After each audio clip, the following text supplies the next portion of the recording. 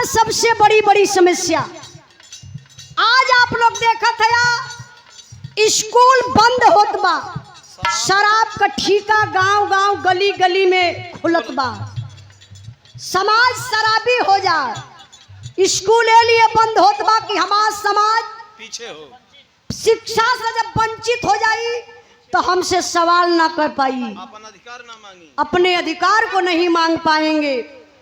हम बताते बाबू, जिस समाज को पीछे करना है उस समाज का आप शिक्षा छीन लीजिए, वो समाज ऑटोमेटिक अपने आप पीछे चला जाएगा।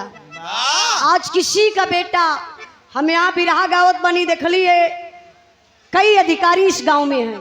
अच्छा लगा मुझे सुन करके, देख करके, कहीं ना कहीं आप लोग मेहनत कर रहे हैं। कई लोगों को ऐसा पुरस्कार मिला जो विद्यालय के मालिक है, प्रबंधक हैं, मास्टर साहब लोग हैं। आप लोगों ने मेहनत की, बहुत मेहनत की, तब आज सरकारी नौकरी, सरकारी पोस्ट पर आप लोग बनी। लेकिन आज सरकारी नौकरी मिलो दुर्लभ बा। इस समस्या को देखते हुए राष्ट्रीय अध्यक्ष, पीडीए के महानायक, पीडीए के जन नेता अखिलेश यादव जी की आवाज है। ये आवाज आप लोगों के लिए है। क्या आवाज है मास्टर साहब? अरे माननीय अखिलेश जी का, अरे भैया अखिलेश जी का इहा पायला नवा चाही सबके, हाँ हाँ चाही सबके, रोटी कपड़ा मकानवा चाही सबके, रोटी कपड़ा मकानवा चाही सबके, भैया चाही सबके, भैया चाही सबके, रोटी कपड़ा मकानवा चाही सबके, रोटी कपड़ा मकानवा चाही सबके। गरीब गरीब होत बा, अमीर अमीर होत बा।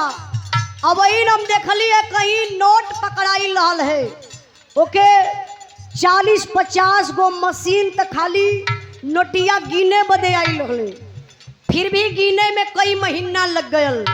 जरा सोचिए, वही पैसा अगर हमारे गरीबों में जाता तो हमारे गरीबों का नून रोटी अच्छे से बाबू चलती। लेकिन बाहर निकम्मी सरकार, डबल इंजन की सरकार, धोखेबाज झूठी सरकार है जो आप लोगों को बहकावे में बहुत जल्दी से ले लेती है। इसी भाव पर सम्मान किए आशीष यादव, अधिवक्ता, जिला पंचायत सदस्य के प्रत्याशी, वार्ड नंबर 52 से आपके तरफ से 100 रुपए का पुरस्कार। बहुत बहुत प्रणाम। कहना है, और निमन व्यवहार बाटे साफ छवि वाला,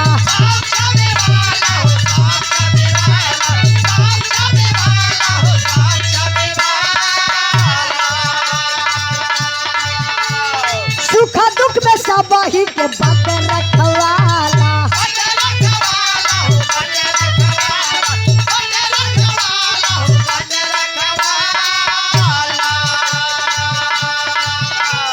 लोभियन के लागे जाने के किहा घुटनवा चाही सबके, हाँ हाँ चाही सबके, रोटी कपड़ा मकानवा चाही सबके, रोटी कपड़ा मकानवा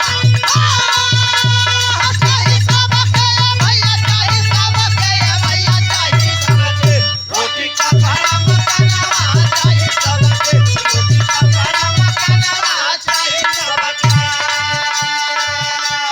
समाजवादी गीत पर प्रसन्न होकर के आप कुलदीप यादव एडवोकेट साहब, संयुक्त मंत्री तहसील बार एसोसिएशन मड़ियाऊ जौनपुर से 100 रुपए का पुरस्कार और 200 रुपए का पुरस्कार समाजवादी पार्टी के जुझारू नेता आप माननीय दयाराम यादव बाबूजी की तरफ से, जकरा फरमाइश से गीत चलत बा, चाही सबके रोटी कपड़ा मकनवा। 200 रुपए का पुरस्कार देकर के आप सम्मान किए। बहुत बहुत प्रणाम। 27 में करे के काबा, एक ही नेता ऐसे हैं बाबू जिसके सफेद कुर्ते पर कोई दाग नहीं है। राष्ट्रीय अध्यक्ष माननीय अखिलेश यादव जी, मैं कहना चाहती हूँ क्या,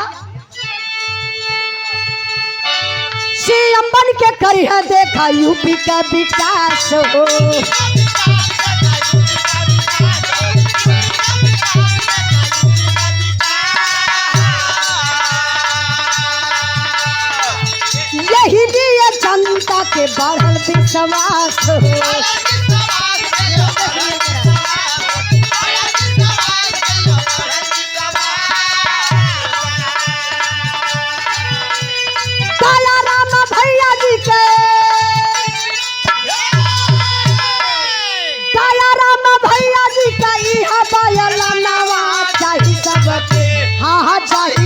सबके रोटी कपड़ा मकानवा चाही सबके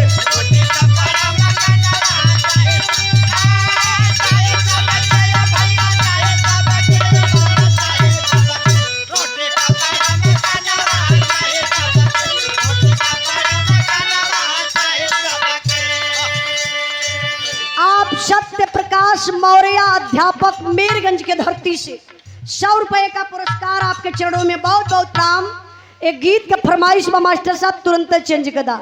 संजय यादव ठेकेदार भटहर चौधरीपुर के धरती से 200 रुपए का पुरस्कार बहुत बहुत प्रणाम। आशीर्वाद का चारे कहना है क्या?